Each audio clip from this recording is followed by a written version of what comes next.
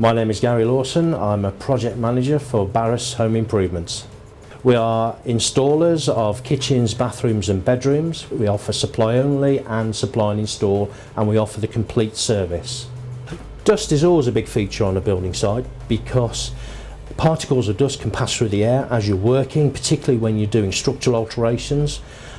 This can also means that your fitters, your men on site, are breathing that sort of dust into them. So it's important that we protect not only the customer, but we're protecting the installers as well as. We do have a DB450 dust blocker. We found it very important, very practical, and it does take out a lot of the dust transfer and atmosphere, the dust that would normally transfer through the course of our works. It does filter it. You're not coming in, you're not chewing dust, if you like, for the next day. Customers like it because it takes that dust transfer out of the atmosphere that they're walking and living around in.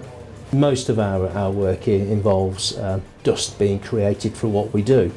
And before the introduction of the DB450, we didn't really have any successful means of taking the dust particles out of the atmosphere prior to this. We have seen a significant drop in the dust particles being transferred and laying onto the surfaces when we use the DB450.